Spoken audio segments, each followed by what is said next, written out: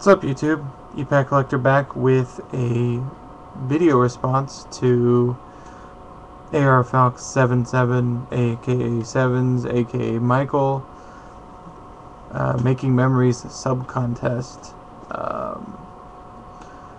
Pretty sure everybody is already subbed to Michael.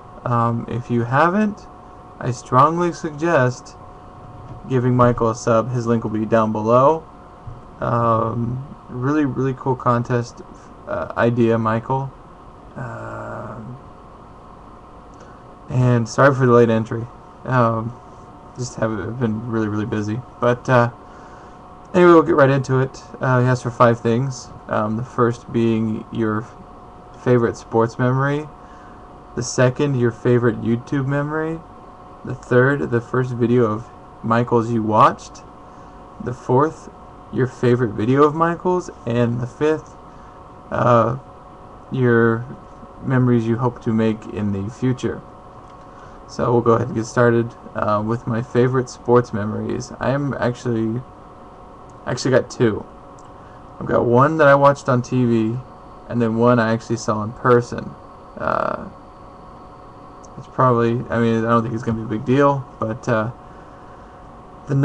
one I remember sitting at home and watching was from January 3rd, 1993. I was 7, almost 8 at the time.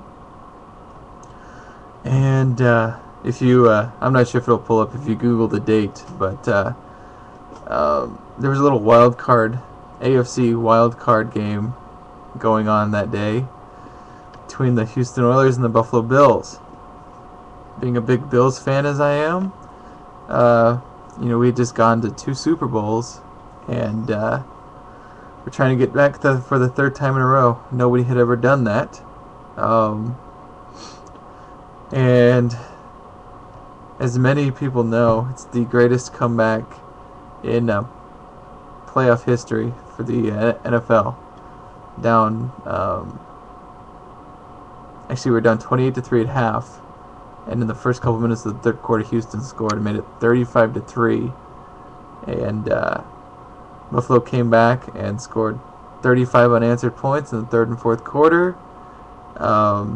Houston hit a field goal to send the game into overtime, and the Bills won in overtime 41-38, all while doing this with a backup quarterback. So Frank Wright, he's the man. But I just remember being at home watching that game and just being being hysterical in my living room in the second half, watching them make that comeback. Craziest thing I ever saw, and so best thing I ever saw on TV. And then the other one, the one I saw live in person, happened June 20th of 2007.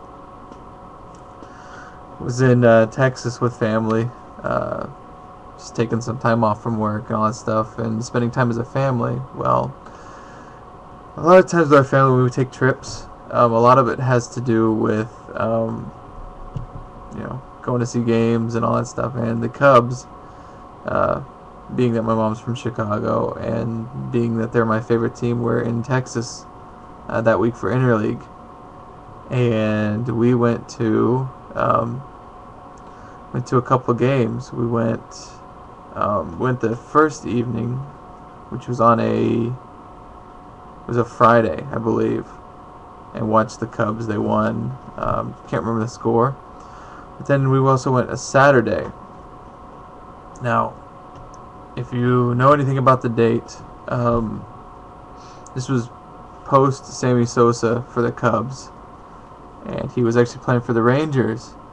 And when the Cubs came to town, he was stuck on 599 career home runs.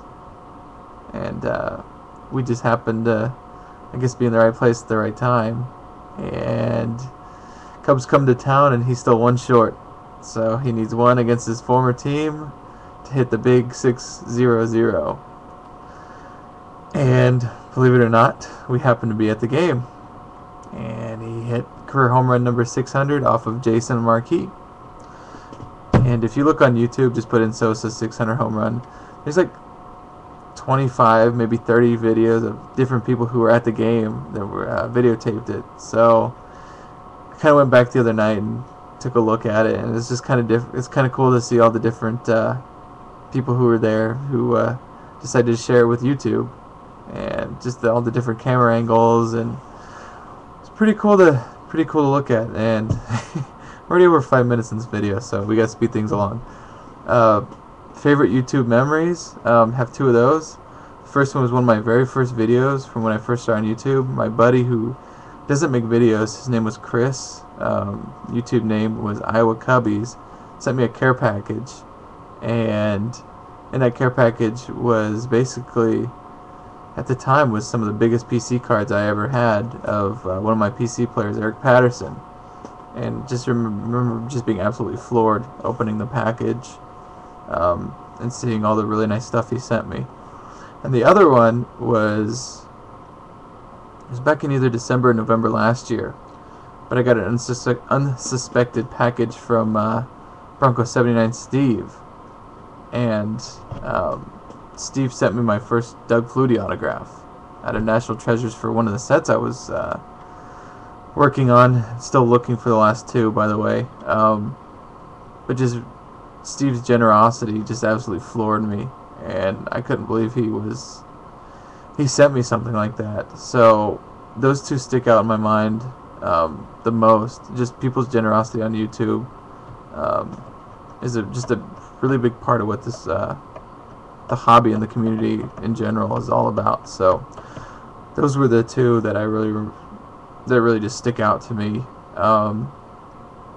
First video of 7's I watched, and I'll have to go back and see if I can find the link to it, but it was a mail day video where he got a package in the mail from Butters, aka Bucknell Bison, and he was sitting on his floor with his son Thomas, and they were opening the mail, and they were just kind of, jokingly doing it how Bucknell Bison does his mail days. So I remember watching that and just kind of thinking, who's this goofball?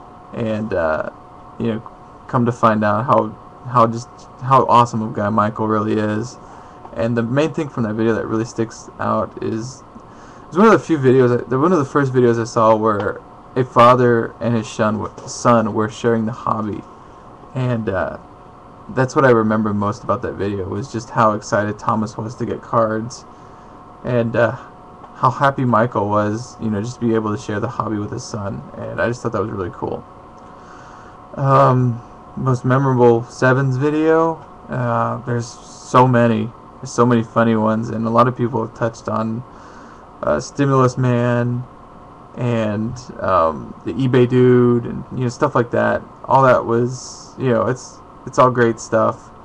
I also like, because I wasn't able to be in the blog room the night that he did the autograph Patchtastic Palooza contest, and he posted a video of all the, basically a recap of the show, all the little segments and skits they did, and that was probably one of my absolute favorite 7's videos.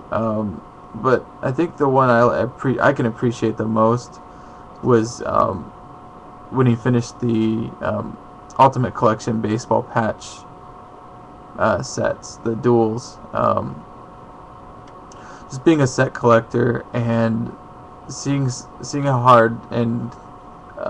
hard he worked on that set, and to finally see it completed, I can really appreciate that. I collect sets.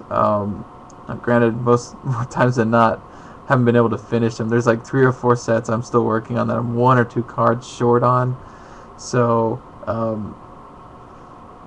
just being able to see all those cards, and the amount of time it took and the amount of money it took for him to put that set together, just I can totally relate, but at the same time I can't, just because how expensive I'm sure how expensive that set was. But yeah, just an absolute great video, great cards. I don't know of anybody else who's been able to put that set together, so that in itself says a lot. So that was probably my favorite 7's video. And then last but not least, future memories you want to make on YouTube. basically just kind of keep doing what I'm doing.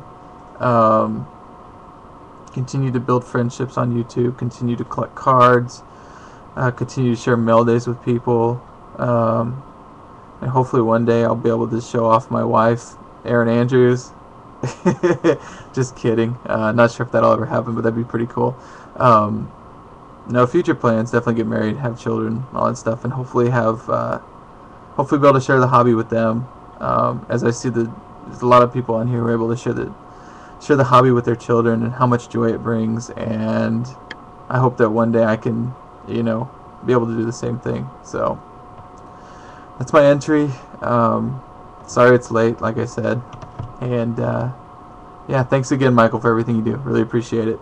We'll see you guys later.